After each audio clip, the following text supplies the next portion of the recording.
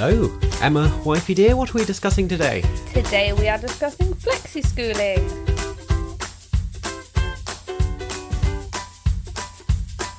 This episode is called Part-Time Schooling.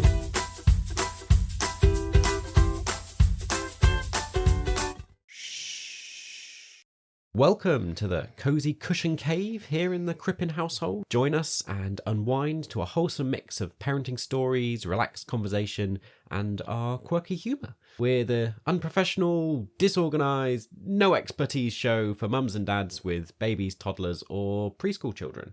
Who are we? Why, thank you for asking. I'm Elliot. I'm the grumpy man who plods about the house in my dressing gown and slippers. Very accurate description. Who are you? I'm Emma. I'm the fun one who runs around doing all the activities. Yeah, you do run around the house a lot. You often are dressed in like a cape. I like a bit of comfort, so I often walk around with a blanket around me. Yeah, if I'm a grumpy old man, then you're like some sort of scurrying kind of creature that's kind of constantly, thinking about the house. Anyway, there you go. We have a daughter born in lockdown. She's now 3, and we have another one on the way. We live in North Yorkshire, currently in Harrogate. But yeah, that's enough. Enough words from my face. Let's get on with some stories in your ears.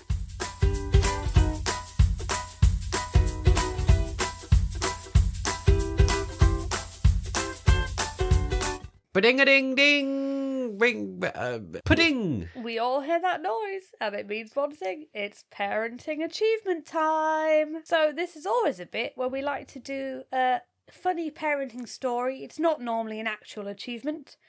If you've got a toddler who has dropped all their naps, it's always the kind of parenting fail and annoyance when they do have a little nap in the day. And so it happened yesterday, actually. Yeah. I took her out for a walk, and then on the way back, she fell asleep and had 15, 20-minute nap. Yeah. But that's all it took. And then last night, oh dear, goodness me, she was up. I was putting her to bed, and she was up till, I don't know, 9:30, probably getting towards 10. Yeah. And she just kept being like, I'm not tired. I don't want to go to bed. I want to play. I was like, you had 20-minute nap. 20 minutes. And you're up and people know Lily, she actually quite likes her bed. She normally goes down at 7 fairly okay. Apparently Goodness me. 20 minutes adds 2 hours at least. At least. To her bedtime. Yeah. And at the time I was like, well, we've had a busy day.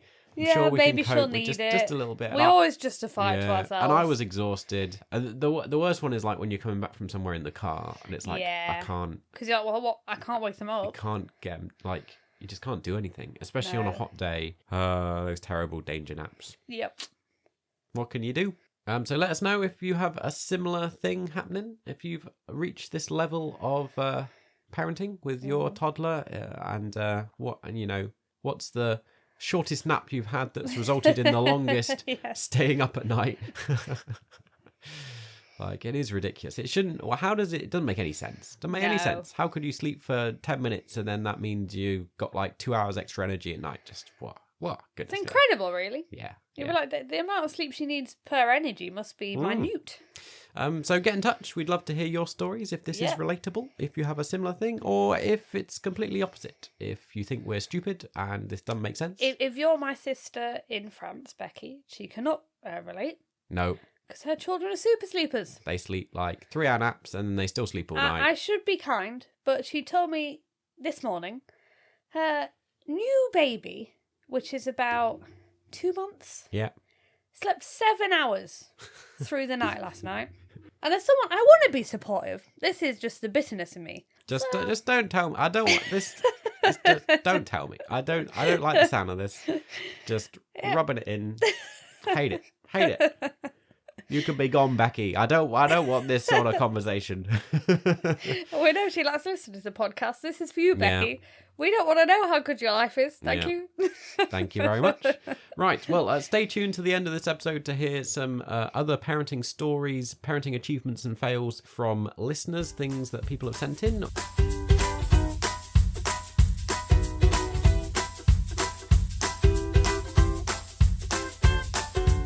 Lock that bathroom door so that your kids can't get to you for a little bit.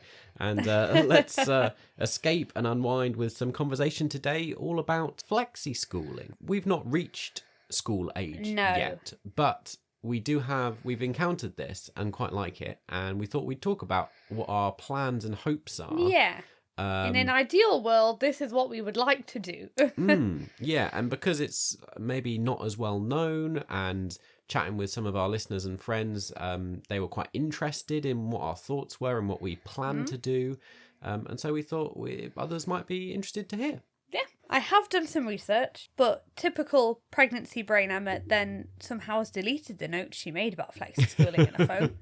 Emma was telling me she's made all these notes for this episode. Yesterday I was so proud of myself. I was like, I've made all these notes in my phone. It's all ready. Yeah. Look today. Can't find it. There's no note there. I even looked on the backup, deleted. I bet you when we finish recording, you're going to find them again. And then I keep thinking, do I have another note app somewhere on my phone that I just... It's all right. I know a lot as well, so we can between us we can fill it in. But anyway, there was a very good article on Nursery World that I was using a lot of information from. Flexi-schooling has actually been around since the 1980s. Right. Which surprised me. Yeah, I thought it was a bit more modern than that.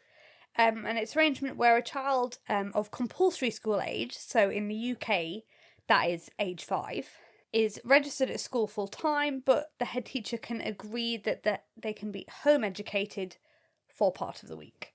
Yeah. And to be honest, not even home educated, because some people we know actually send their children to like a forest school. Or yeah, do some we can get into education. that, but effectively it is doing school education for part of the week and home education for home education is maybe not the right word, but I don't know what the right word is.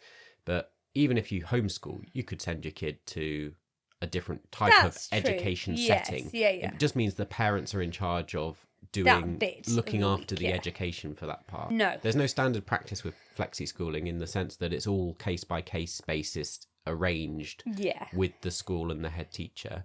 So there's not like, we can't give you we could give examples, but we can't give this is the typical setting, Yeah, because everyone does it differently. Yeah, and each school probably will have preferential arrangements, so... That's a bit like homeschooling, isn't it? Everyone does that differently, and I think sometimes people have a, misconception or an idea in their head of what homeschooling looks like, and I suspect if you talk to people who do homeschooling, that it probably does have quite a diverse application. Range of what people do, Yeah. I mean, I don't think we actually know anyone who does homeschooling, do we? No, I don't know anyone who does. I know people who do part-time or flexi-schooling, but I don't know anyone who does full-time homeschooling. Interesting. Flexi-schooling kicks in from 5. Yeah. But we might also want to talk about the other part of it, which isn't technically flexi-schooling, which is before 5, because obviously in the UK, you go to school from the September the year you turn 5. Yes, yeah. So when a lot of kids are 4. And at that point, you can also do this. It's just not called flexi-schooling because it's before compulsory school age. It often can be called part-time. Yeah. Which is a formal agreement you make, or as some people do, because it's not compulsory. You can just decide to take your kid out whatever days you want. So I think the confusing bit is part-time is a temporary arrangement. I was going to say that's it's like a temporary thing because there's some contextual thing that means you've arranged for your kid to be part-time for so long. But that can't be a long-term agreement. Whereas flexi-schooling can, as far as we're aware, I don't know if there's examples of people managing it, but you could do it through your entire education. You could, all the way up to 18, you could flexi-school. Yeah. Yeah, so before 5, you can take your kid out of school, but you don't need to have an agreement. You don't need a reason. They can't fine you. You can't fine you. This is the big thing, isn't it? Maybe we should transition a little bit into the whys and why it appeals to us and why we're considering it. Yeah. Because, fining is a big one. It is, yeah. And it's not just the fines themselves, but the ethos that kind of underpins that idea that attendance is so critical. Yes. That just so much of our school education system in the UK frustrates me. Yeah. I'd say, and like lots of my sisters and my nephew are teachers. Yeah, we have a lot of none of this is blamed on teachers. It's just the school system itself. In that I feel like It's catered to kind of learning something temporarily to pass a test. Memorising things. Memorising things. Yeah. And I used to always get annoyed that, well, I still get annoyed at the idea that taking your child off for a week to go on holiday is so detrimental they will never possibly catch up. Yeah, it's just crazy. Yeah. Where I'm like, well, I know COVID was bad, but kids were at home for weeks. Yeah, and I think a lot of parents actually, that's a prime example of why the system now seems broken. It always seems a bit extreme that they're like, well, you can't possibly take them on holiday for a week. Yeah. Because that would ruin everything. Yeah. Which is a separate issue. Yeah. But it just always annoys me.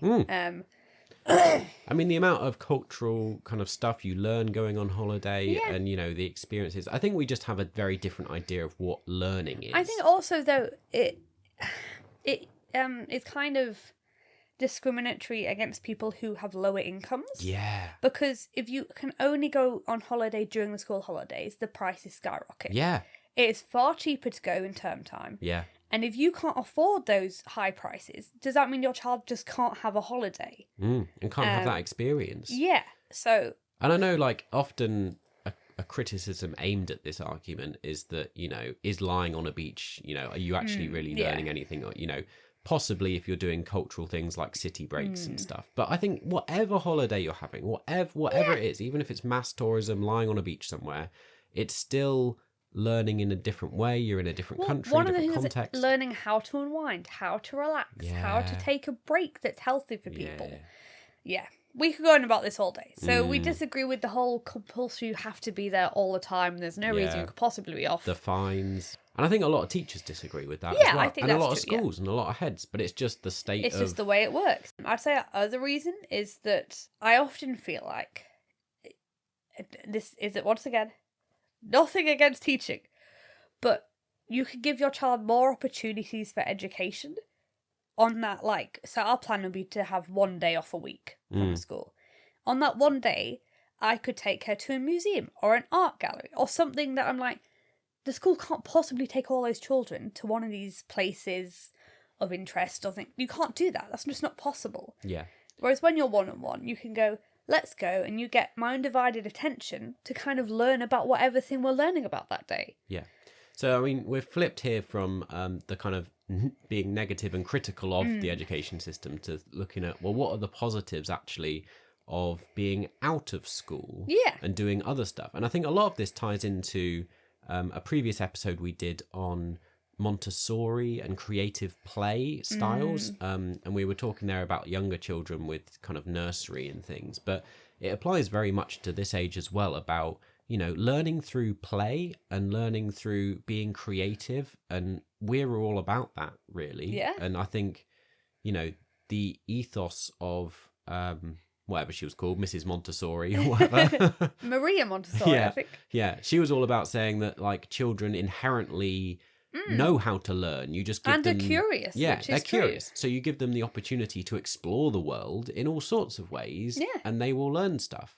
And if schools did that style of education, we would have no problem, I don't think, with Lily going full-time to I think school. it just also gives the child the freedom to maybe one day a week follow whatever they're passionate about. Yeah. Whereas school, a lot of the time, you may I'm not going to say, oh, you like all your subjects, you don't like any of them. You like some more than others. But one day a week, if you can go, oh, I really like, I don't know, whatever artist or whatever thing I'm interested in. And that one day you can focus on that actual passion. I think that's really nice for children. Rather than going, we've got to sit in something you don't enjoy again. And as you've said, I think it's a given, really, that if you have one-to-one tuition, a lot of kids, maybe you might have less experience of this, but in my wealthy southern upbringing, I know a lot of kids that had, private tuition, one-to-one with other people to boost their grades and help them learn. And that's kind of, even with teachers at school, a lot of teachers give private outside school one-to-one tuition. Which is true. An income booster or whatever. Yeah. We know loads of teachers that do that. I was going to say, once said, lots of teachers in my family, they do also do that to just add some extra income. We understand that one-to-one is one of the most effective ways of learning, because you can do that really intensely, and cater stuff to that exact child. Yeah. And so why wouldn't a parent being able to offer that outside school, of course that's going to be more beneficial than sitting in a class of 30. We're part of the Facebook group, Flexi-Schooling Families UK. Highly recommend it. If you're interested or curious or want to know how to do it. So a lot of parents have said, like, it's sometimes because their school's just a very stressful environment, and having one day off a week or two just enables them to kind of process a lot of those emotions to do with stress and just have a better overall experience of school, so they're not kind of dreading going. It's more of an... And I think it is true. A lot of people in the group, it's really popular with SEN kids and people with extra needs. Yeah, so if people don't know what SEN is, it's special educational needs, I think. Yeah. So anything like that where if your kid, even if they don't have anything diagnosed, but find school stressful or overwhelming or get burnt out very quickly... maybe if you do have diagnosed things like anxiety or other medical conditions, school can be a real challenge. It can be really difficult. And I think Flexi-Schooling gives the best of both worlds. The problem with homeschooling for us, and I imagine with a lot of other parents, is not only how would you do it financially, but how would you do it financially, because often we need to work, and you can't just be a full-time educator. Even if you wanted to, sometimes it's just not possible, and so Flexi-Schooling does allow for that. For some of that freedom anyway. And I mean the other thing, of course, is that it doesn't have to be that day that you have them out of school, or 2 days or 3 days. You could do other things with them, so you don't have to be the primary educator yourself if as a parent you don't feel you could do that. But like we've talked about and know people who then use that day to go to a forest school or go into other educational settings that offer more creative forms of exploring and learning and whatever. How this compares to what other countries do abroad. True. Because I think often we're quite in an isolated bubble in the UK. We are, We never really think, we think what we do is best. And we think that's the norm. I think immediately I think of your sister Becky in France, and her kids and the school system there, where they just have Wednesdays off every week. Every week you get a Wednesday off. And I think this is quite widely known. You don't have to do something educational on Wednesday. Yeah. Normally they promote sports clubs that it's very low cost to have your child go to a sports club, or just be at home and enjoy family time. Which I think is a very healthy way to look at it. I would say though, it does make me think of the the shift that is kind of happening in the workplace to like a 4-day work week. Because we recognise that actually burnout is a real thing, and you can be as productive often within them hours. And like we've often talked about, a lot of the research shows that kids only take in like 2 hours worth of stuff in a day. And so the rest of the day, they're not going to remember. I mean, I don't remember half the stuff we were taught at school. Like what? Yeah, it's true. Do you do remember the lessons you found really interesting? Like, I remember when they did that weird science. Like field trips and leaving the school and actually doing stuff outside. Or like even and again, maybe science stuff. Like I remember burning magnesium. I don't know. Between us, you're quite academic and so thrived quite a lot in the school system. And I didn't do too badly. I'm fairly academic. But as a boy, I think I struggled more. I'm dyslexic, and so I struggled with that as well. And I'm a very visual, practical person. I think like quite a lot of boys. And so a lot of my memories of things are, reading textbooks did nothing for me. I really struggled with that. Whereas going out and seeing stuff practically in the world, really good. And I would say it didn't not suit me, the normal education system. Like I did well. I quite enjoyed it because I'm quite academic. But I did, even then, because I live in the north, I would get so annoyed when it was a beautiful sunny day. And it would always be after the summer holidays where we'd have had atrocious weather the whole time. And then we'd get back to school and it would be so sunny and beautiful, and you'd be sat in a classroom And this was a child who enjoyed school and liked education. Yeah. I'd feel so hard done by looking outside that I used to feel like saying, can we not just read our books outside so I can get some sunlight? The other major difference with schools abroad, of course, is the starting age, where in quite a lot of countries, particularly in Europe, they don't start school till they're like 7. Yeah. And when I was reading an article, they said that's one of the most commonly stated reasons a lot of parents like flexi-schooling, because they feel like the children are quite young to be sat in seats all day and kind of and I know primary school you might not be sat in a seat reception. I mean, I don't really know what they do these days, but I'm assuming they're not but then I know they still kind of have ridiculous expectations sometimes. Yeah.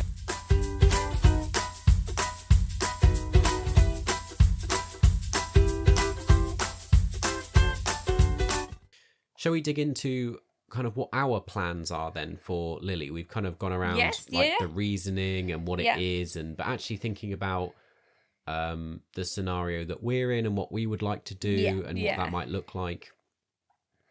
So Lily is 3. Yep. So in a normal scenario, she would be starting school next September. Yes. For us. So we've got a year. I to work out what we're doing. Don't know when you're listening to this, could be any time, but it's September when we're recording, so we have a year to work out what we're doing. But of course she doesn't turn 5 until the following early summer, so we have quite a lot of time before she hits compulsory school age. So actually, before we even consider flexi-schooling, we need to think about what we're doing at the start of school. And there's a few options really here. One thing we haven't talked about yet, which is an option, is the deferring a year. If you have a summer-born baby, you can opt to defer so they don't start until the following year. I don't know much about that. Do you know much about that? I'm iffy about it because I feel like then she's almost a year behind. She will be in a lower year group. I mean, I can understand, say they're born 31st of August, whatever. Then literally they will be a day older than some of the people in their classes. So it's an arbitrary line in the sand, 1st of September. So to some extent, we're not talking about that. But I don't know. I'm not sure about, because effectively you're holding her back a year. But then I do like the freedom of having an extra year. It's just, for making friends and stuff, I don't know if deferring's the way I'd go. We're not sure about that option, really.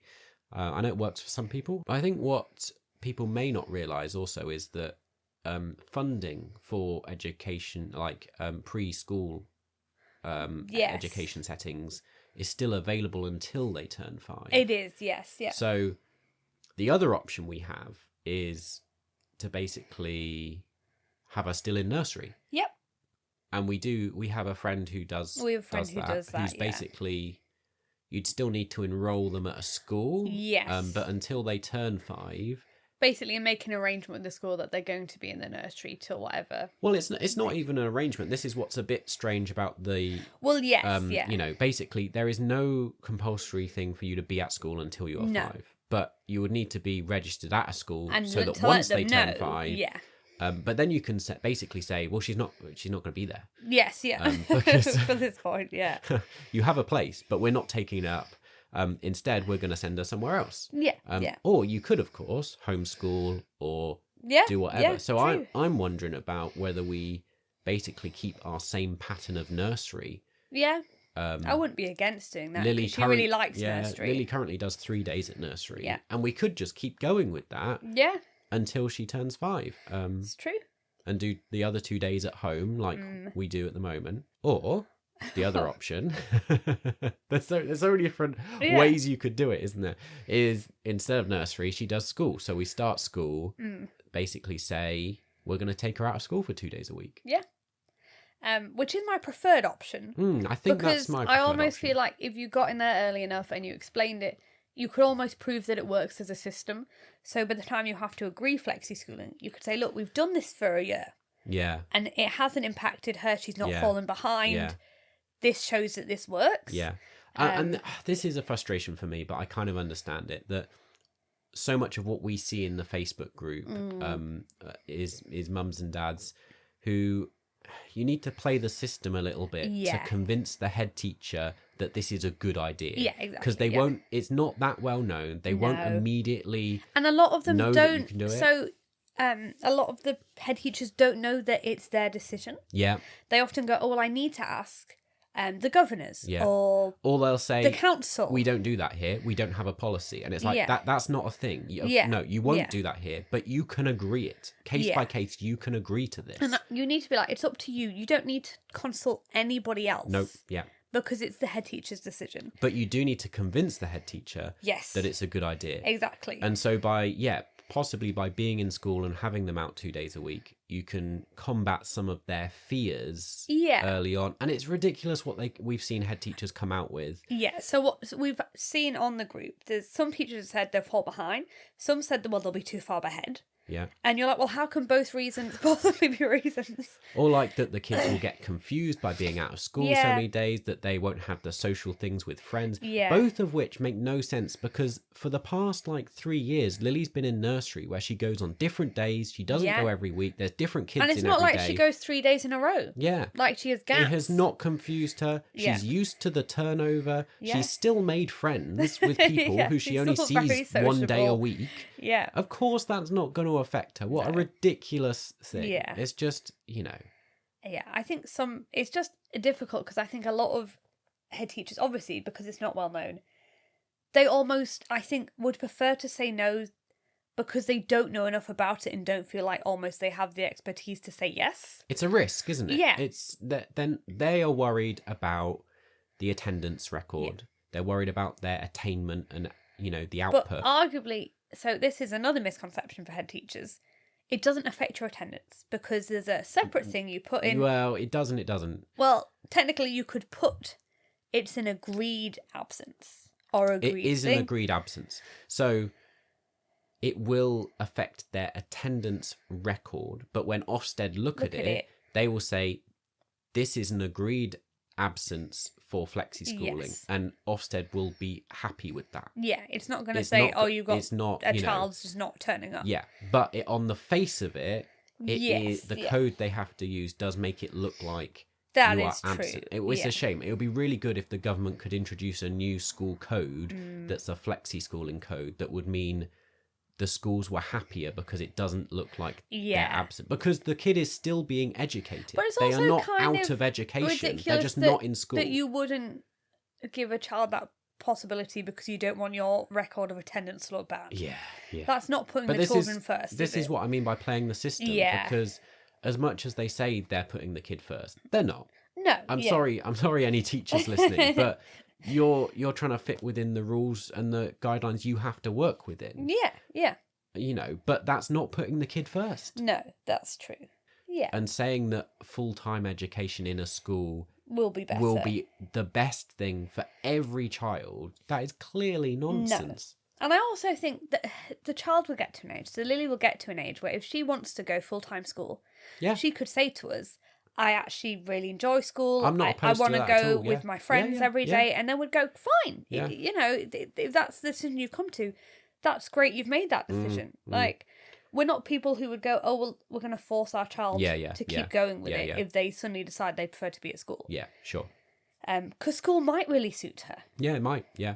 But then part of me, even if that's the case, as a parent, I'm really keen to raise a well-rounded child. Yeah, true. And so even if school really does fit with her, I'd be keen to offer other forms of education in order to expand her worldview. Yeah. As you've said, it's not just about does it work for the kid, but it's about saying these are experiences that you can't have in school. I feel like a lot of this episode is just moaning. Well, I have another interesting fact for you. Okay. So, Flexi-Schooling is becoming increasingly popular in a lot of undersubscribed schools. Okay. So schools that weren't getting enough students, they were going to have to close. Yeah. Then decided to have Flexi-Schooling policies and really advertise to the whole area, we do Flexi-Schooling. Okay. And suddenly those schools have been inundated. Wow. And now they can keep on remaining to be a school. So it was interesting to say now, even though it's counterintuitive, it's a lot more rural schools that are actually doing flexi-schooling. Yeah. Because that's how they're getting people to come Yeah. and stay at the school. And it's easier for them because there's probably less staff and stuff involved. Yeah. Yeah. And I think it's maybe key to say you can start and stop this at any point. Like, yeah, if your kid is already in school, you could approach the head teacher and get an arrangement in place. It doesn't have to be... Oh, yeah, as soon as you start, yeah. At the beginning. It doesn't have to be at the start of term. You know, it's at the head teacher's discretion. So it literally can happen any time.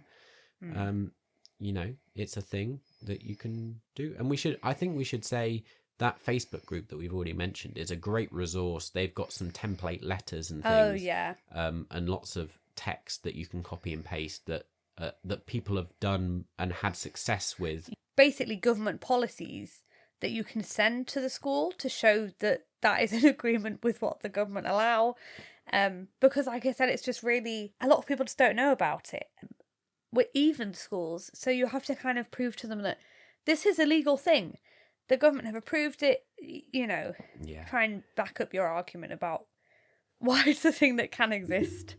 I mean, that's also another shame, isn't it? That it feels like a lot of the pressure falls on us as parents to make this happen. It's not a given. You have to really fight your corner. Yeah. And they could say no. And then you're in a difficult position where it's... Do you go to another school? Do you move schools to see if another school will accept it? Do you try and do full-time homeschooling? Do you just say, okay, well, I'll just go to school normally. To school full-time? So this is why we keep saying we'd hopefully do it. Yeah, you know, this is why we're talking about our plans, because who knows what the reality will look like. There's so many factors that could change, that could influence it. Well, or the government could suddenly change policy and say flexi-schooling because it's over a year and a half away till we need to arrange flexi-schooling. And in that time, government policy could easily change. And then you're kind of, you know... Yeah. stuck. Yeah. I think it's growing in popularity though very quickly, which may be a millennial generation thing, or even people younger than us because they're having children. What generation are they? Gen Z. I think it's just becoming a lot more popular.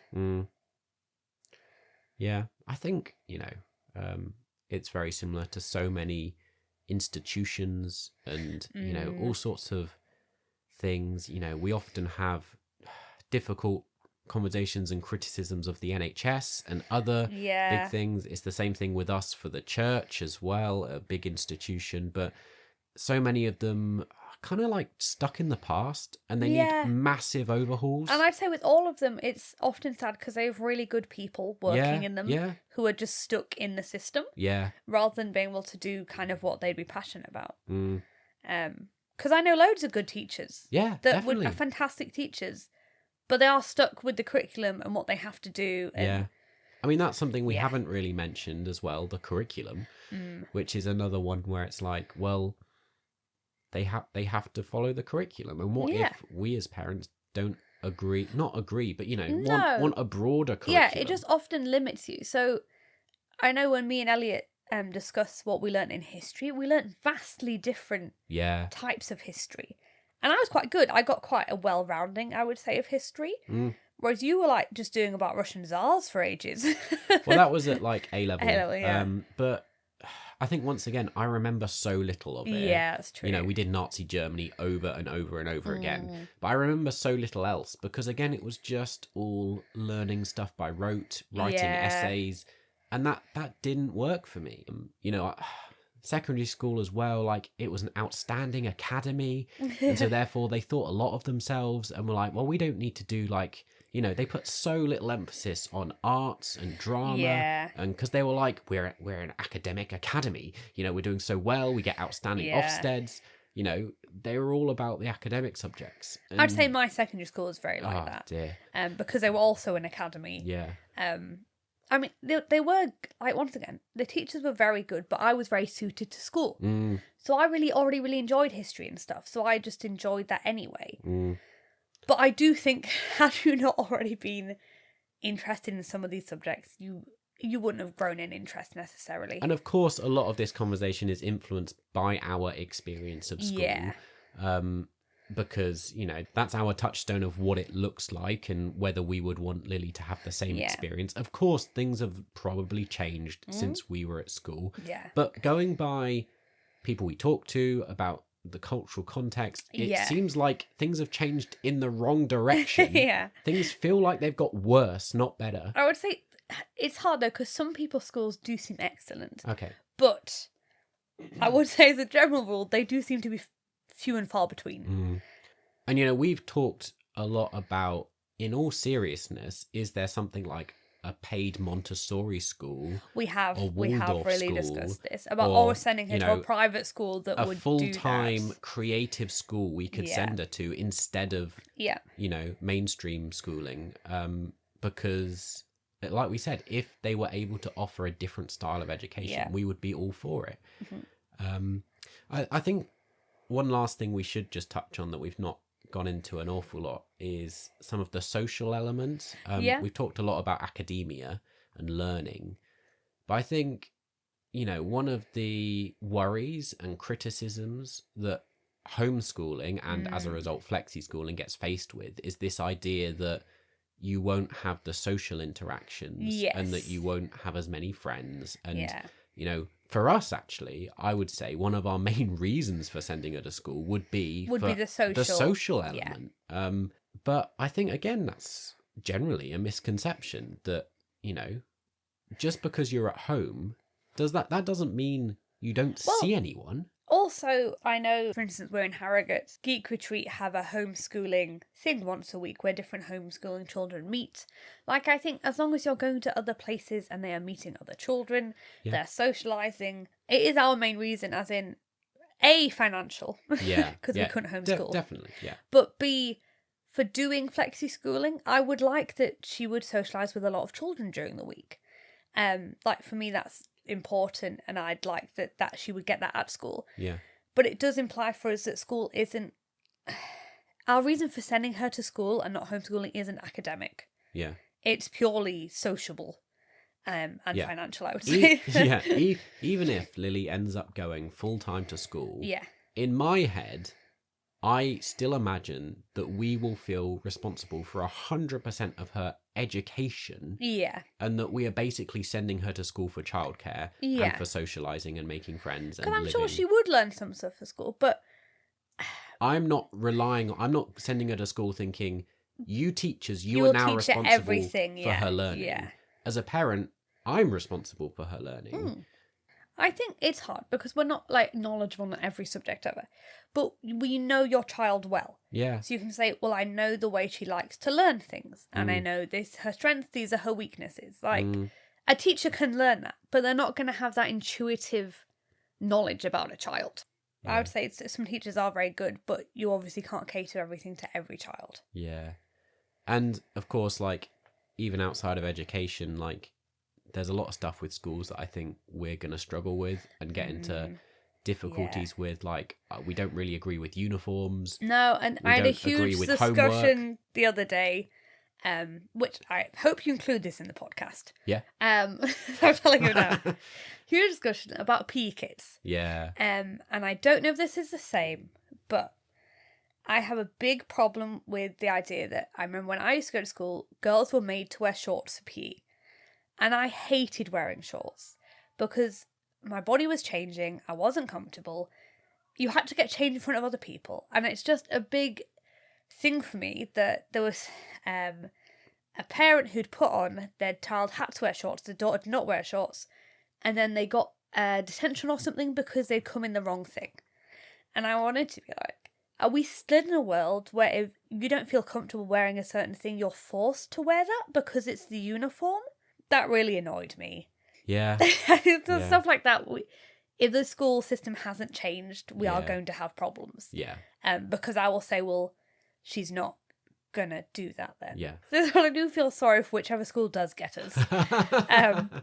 They might be glad that she Flexi-Schools like, oh, we don't have to deal with those difficult parents. I'd say I'm generally very easygoing.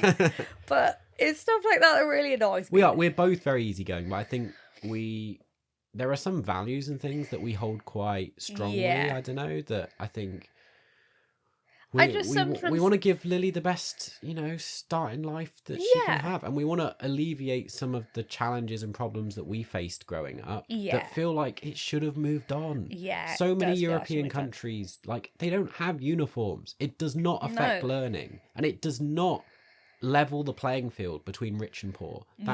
No way. Well, it's still a proven statistic that your parents, their incomes, their education determines your grades effectively more than what school you go to. Yeah. Which therefore still implies that the parents, I'm not saying they're the people doing the majority of the work, but they're the people... They're most influential. Who've almost given you the foundation for learning. Yeah.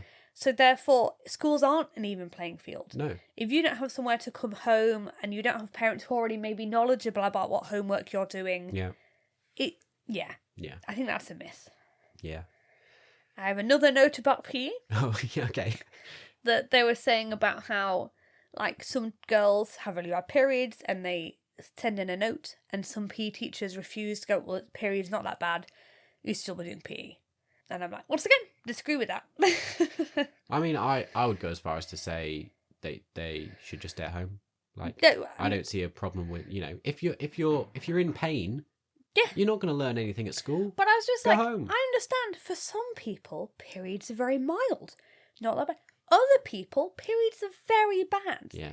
And I think for a member of staff to go, well, it's fine. It's periods a normal thing, just get on with it. Completely just takes away from the fact that a child is like, well, no, it's not. It comes back to that idea that if you miss even an hour of school, that somehow that's detrimental, that you will lose learning that you could have learned elsewhere, and I know a big challenge with, for example, in the very early years when they start school, one of the things they come back with and say, well, if you miss a day of school, that's really bad because, we teach phonics and things, and that's really key to their learning. Well, I mean, you're a linguist, and we can do phonics at home. But also, we don't really agree that phonics is a good way to learn. I think it does for some children. Okay. But I would say, so I do try with Lily with phonics, but I also would say a huge thing to get children, talking and reading is just reading books. Because the more words you come across, because let's face it, a lot of English words do not follow the pattern you would think they would. Yeah. Because we're a language that's just been... We're basically a mongrel language. We've had loads of other languages go into us. We have more words that break the rules and break grammatical rules than we do that follow. Phonics can be really useful, but I would say it's not something you should say phonics is the only thing you should be doing to help language skills. It needs to be in conjunction with, you need to be reading books and encountering lots of different words so the child has just a bigger breadth of knowledge of vocab. One-to-one conversation, like the fact that if she was at home, I could be chatting with her all day long and she's learning language. I could be introducing her to new words. If she's sat in a classroom at a desk, not talking to anyone. Yeah. Because you've got to be quiet. How is that helping her language? Yeah. Just, yeah. So, we have lots of diversities about lots of things. But, that's because the school curriculum is very rigid. Yeah. And once again, it's understandable because you have to teach 30 kids something. You're going to go for what is the easiest system they believe or the government believes is going to teach them these things. And again, it's just outdated because the assumption is that this is the best way in terms of mass education to get people ready for the workplace and get ready to be adults. And it's like, but that's not true anymore. Society's moved on. We work from home. We do not wear uniforms to work. No, it's true. We work on computers. The way we work and earn money. And I would say most jobs, unless you're in say a post office worker or I don't know, army nurse, most jobs don't have uniforms nowadays. Realistically, what you need to be exposed to and learn and understand, I think is it's very different. But equally, you do not need to know any of that when you are 4. Why do you need to learn how to sit at a desk when you're 4? Especially for a lot of little boys, it almost gives them the thing that they're naughty. Yeah. And then they think they're naughty, and then they think they don't like school, and you've already lost them. They've already established they don't like school, and it's not for them at such an early age because they're too young and they're too lively to enjoy any of that. Yeah. If you're sat at a desk. So it's basically a good old complaint. I was going to say, it's been a big old rambly moan. And yeah, I hope it's been, I hope we touched on everything we wanted to touch on and explain. I think we've explained what it is. Yeah, I think we've explained in depth why we're not happy with the education system. Hopefully we've explained enough about why the positives.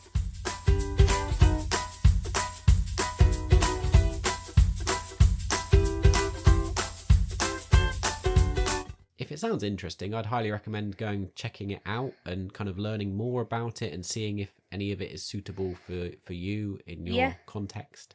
And if your school is really good, let us know. It'll give us more hope in new school systems. Or if you do Flexi-Schooling, let us know. If you do homeschooling, what's your, is your school one that's really open to Flexi-Schooling? Do you go to a forest school or a Montessori school, Waldorf school, something like that? We'd love to hear from you and your experiences. That'd be fab.